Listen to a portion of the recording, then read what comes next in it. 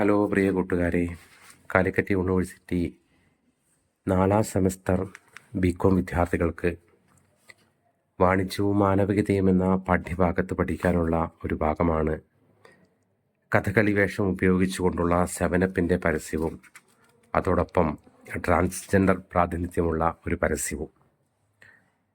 എങ്ങനെയാണ് പാരമ്പര്യവുമായിട്ട് പരസ്യങ്ങളെ കൂട്ടിച്ചേർക്കുന്നത് എന്നുള്ളത് നമുക്കറിയാം. ഏറ്റവും കൂടുതൽ മനഃശാസ്ത്രം ഉപയോഗിക്കുന്നത് പരസ്യങ്ങളിലാണ് എന്നുള്ളത്.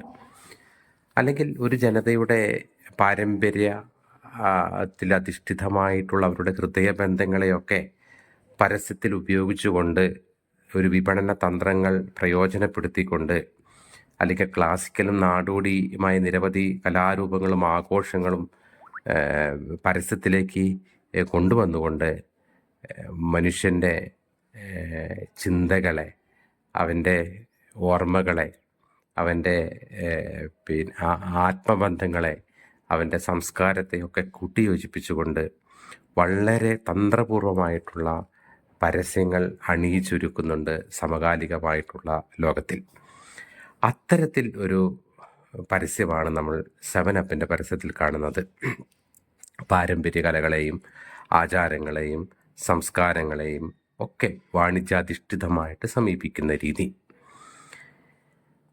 ഇതിൽ നമുക്ക് നാടകീയതയ്ക്ക് വേണ്ടിയിട്ടോ തമാശയ്ക്ക് വേണ്ടിയിട്ടൊക്കെ പാരമ്പര്യ ചിഹ്നങ്ങളോ ആചാരങ്ങളോ വസ്ത്രങ്ങളോ കലകളോ ഒക്കെ തെറ്റായി അവതരിപ്പിക്കപ്പെടുന്നുണ്ട് നിരന്തരം എന്ന് നമുക്കറിയാം. അതൊക്കെ കലയോട് ചെയ്യുന്ന, അല്ലെങ്കിൽ നമ്മുടെ സംസ്കാരത്തോട് ചെയ്യുന്ന ഒരു അനീതിയാണെന്ന് ബോധ്യപ്പെട്ടുകൊണ്ട് വേണം, സാംസ്കാരിക സ്വത്വതയെ നിലനിർത്തിക്കൊണ്ട് വേണം മാനവികത മൂല്യങ്ങളെ അപകടപ്പെടുത്തുന്ന ഈ രീതിയെ നമുക്ക് മനസ്സിലാക്കാൻ.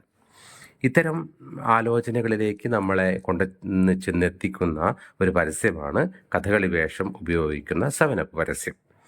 നോക്കുക, ലോകം മുഴുവൻ ഉപയോഗിക്കുന്ന ഒരു പാനീയമാണ് 7അപ്പ് എന്ന ഉൽപ്പന്നം.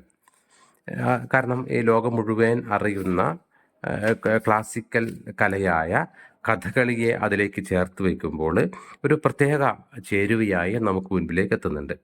കഥകളിയുടെ ദൃശ്യഘടനകളെ പരസ്യം സമൃദ്ധമായി ഉപയോഗിക്കുന്നുണ്ട്.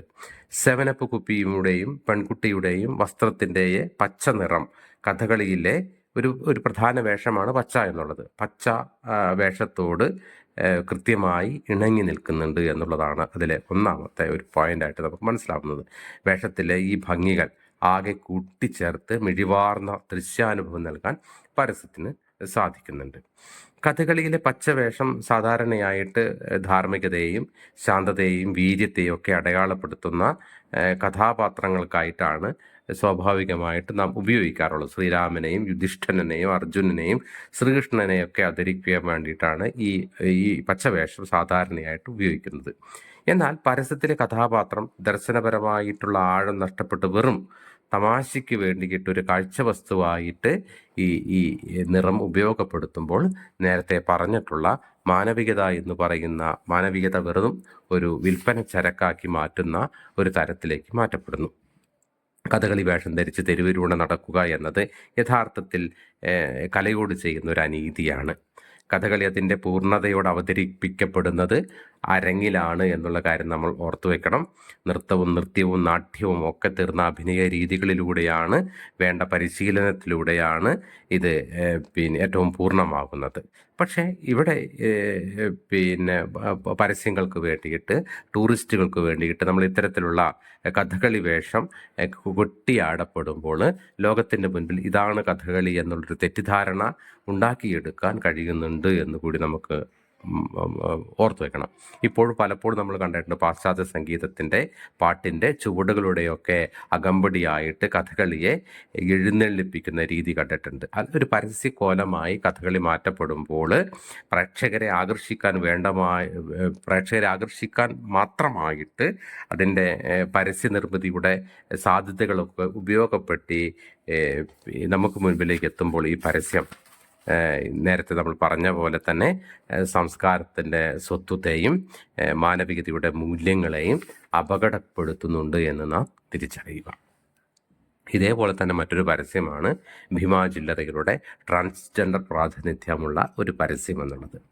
നമുക്കറിയാം, പരസ്യം എന്നുള്ളത് ഉൽപ്പന്നത്തിൻ്റെ ഗുണമേന്മയുടെ പ്രേക്ഷകരിലേക്ക്, കാണികളിലേക്ക് എത്തിക്കുക എന്നുള്ളതാണ്. അല്ലെങ്കിൽ അത്തരത്തിലൊരു വൈകാരിക ബന്ധം സ്ഥാപിക്കാനാണ് ഈ പരസ്യങ്ങളൊക്കെ വരുന്നത്. ഇത്തരത്തിൽ ദൃശ്യരൂപത്തിലുള്ള പരസ്യങ്ങൾക്കാണ് ഇത്തരത്തിൽ നമുക്ക് നമ്മുടെ ഉള്ളിലേക്ക് ഇറങ്ങി വരാൻ കഴിയുക. കുറഞ്ഞ സമയത്തിനുള്ളിൽ ഫീച്ചർ സ്വഭാവമുള്ള പരസ്യങ്ങളിൽ ഹ്രസ്വ ചിത്രങ്ങളിലൂടെ പിന്നെ പ്രമേയപരമായിട്ട് അതിനൊരു ഒതുക്കം കൊണ്ട്, അതിൻ്റെ സൗന്ദര്യം കൊണ്ട്, ഒരു പ്രത്യേക സന്ദർഭം കൊണ്ട്, അല്ലെങ്കിൽ ഒരു സീക്വൻസ് കൊണ്ട്, അല്ലെങ്കിൽ ജീവിതത്തിൻ്റെ ഒരു പരിണാമത്തെ അടയാളപ്പെടുത്തിക്കൊണ്ട് നമ്മളെ മുന്നിലേക്ക് എത്തുക എന്നുള്ളതാണ് പരസ്യം ഒരു കഥയായി നമ്മളിലേക്ക് എത്തുന്നത്.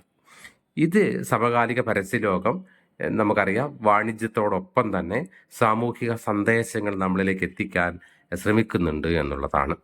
അതുകൊണ്ടാണ് ഈ പിന്നെ ഭീമയുടെ ജ്വല്ലറിൽ പ്യുവർ ആസ് ലവ് എന്ന് പറയുന്നത്, സ്നേഹം പോലെ പരിശുദ്ധം എന്ന് പറഞ്ഞുകൊണ്ടാണ് ഈ ഭീമയുടെ പരസ്യം നമ്മളിലേക്ക് ഇറങ്ങി വരുന്നത്. ഹൃദയത്തെ വൈകാരികപരമായിട്ട് തൊട്ടുണർത്താൻ കഴിയുന്ന തരത്തിലാണ് അത് നമ്മളോട് സംസാരിക്കുന്നത്. ഇന്ത്യയിൽ ആദ്യമായിട്ടാണ് ഒരു പ്രമുഖ ആഭരണ ബ്രാൻഡ് ട്രാൻസ്ജെൻഡർ സ്ത്രീയുടെ ജീവിതയാത്ര പരസ്യമായിട്ട് കേന്ദ്രപ്രമേയപരമായിട്ട് അവതരിപ്പിക്കുന്നത് എന്നുള്ള കാര്യങ്ങൾ ഓർക്കുക. അതായത് ട്രാൻസ്ജെൻഡർ യുവതി സ്വയം തിരിച്ചറിവിൽ നിന്ന് അവളെന്ത് ചെയ്യുന്നു, ഈ സാമൂഹിക അംഗീകാരത്തിലേക്കുള്ള വൈകാരികപരമായിട്ടുള്ള യാത്രയെ വളരെ മനോഹരപരമായിട്ടാണ് ഈ പരസ്യം ആവിഷ്കരിച്ചിരിക്കുന്നത്. കാരണം ആ കുട്ടിക്കാലത്ത് നേരിടുന്ന അനിശ്ചിതാവസ്ഥയെ അതിൽ അടയാളപ്പെടുത്തുന്നുണ്ട്. മാതാപിതാക്കൾ കുറച്ചു കാലത്തിന് ശേഷം ട്രാൻസ് എന്ന് പറയുന്ന സ്വത്വത്തിന് നൽകുന്ന അംഗീകാരം സൂക്ഷ്മമായിട്ട് ചിത്രീകരിക്കുന്നുണ്ട്. പിന്നീട് കുടുംബത്തിൻ്റെ തിരിച്ചറിവും പിന്തുണയും പ്രേക്ഷകർക്ക് വൈകാരികപരമായിട്ടുള്ള അനുഭവമാകുന്ന തലത്തിൽ ഒരു ദൃശ്യഭാഷ കൊണ്ട് അതിനെ അണിയിച്ചൊരുക്കുന്നുണ്ട്. അത്തരത്തിൽ എന്ത് ചെയ്യുന്നു, പിന്നെ ഈ പറയുന്ന ആൺപെൺ ദ്വന്ദ്ങ്ങൾക്കപ്പുറമുള്ള വിഭിന്ന ലൈംഗിക സ്വത്വത്തെയും ലൈംഗിക ചായ്വുകളെയും കുറിച്ച് സമൂഹത്തിൽ ഉണ്ടാകേണ്ട അവബോധത്തെ ശക്തിപ്പെടുത്താനാണ് ഈ പരസ്യം ശ്രമിച്ചിട്ടുള്ളത്. ഇവിടെ പരസ്യം ലാഭം എന്നതിനേക്കാൾ അപ്പുറത്തേക്ക് സാമൂഹിക ഇടപെടലായിട്ട് മാറ്റപ്പെടുന്നു.